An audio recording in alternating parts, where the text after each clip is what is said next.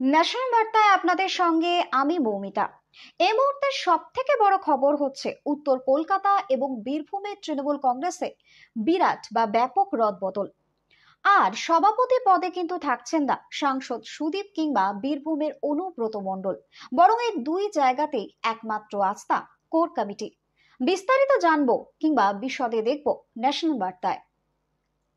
শাসক দলের সাংগঠনিক রদবদল নিয়ে দীর্ঘদিন ধরেই জল্পনা চলছিল। শুক্রবার তাতে শিলমোহর পড়ে গেল। একাধিক জেলা সংগঠনে রদবদল করল তৃণমূল। বীরভূম এবং কলকাতা উত্তরে জেলা সভাপতির পদ থেকে বাদ দিয়ে কোর কমিটিতে আস্থা রাখা হলো। দুই জেলারই বিধায়কদের নিয়ে তৈরি হয়ে গেল কোর কমিটি। বীরভূমের 7 সদস্যের কোর কমিটিতে রয়েছেন অনুব্রত মণ্ডল। তার আর আলাদা করে কোনো পদই রইল না। এখন থেকে শুধুমাত্র কোর কমিটির সদস্য তিনি। এছাড়া উত্তর কলকাতায় 9 জন বিধায়ককে নিয়ে তৈরি হয়ে গেল কোর কমিটি। এছাড়া বেশ কয়েকটি জেলায় চেয়ারপারসন এবং সভাপতি বদলে ফেলা হয়েছে।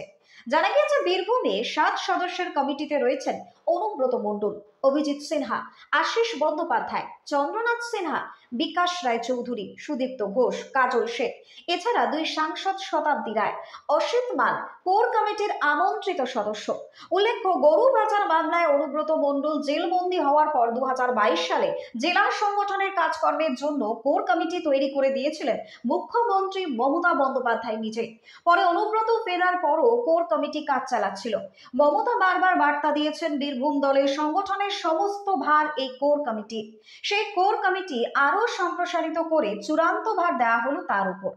এদিকে একই মডেল কলকাতার উত্তরেও। এখানেও জেলা সভাপতি পদ থেকে বাদ দিয়ে তৈরি করে দেওয়া হলো কোর কমিটি। 9 সদস্যের এই কোর কমিটিতে রয়েছেন বিধায়ক নয়না বন্দ্যোপাধ্যায়, অতীন ঘোষ, শশী পাজা, পরেশ পাল, সুক্তি পাণ্ডে, স্বর্ণকমল সাহা, স্বপন সমাদ্দার, জীবন সাহা, বিবেক গুপ্ত। এতদিন কলকাতা উত্তরের জেলা সভাপতির পদ সামলেছিলেন সাংসদ সুদীপ বন্দ্যোপাধ্যায়। এবার জেলা চেয়ারপারসন হিসেবে দায়িত্ব পালন করবেন তিনি। ব্যুরো রিপোর্ট, ন্যাশনাল বার্তা নিউজ।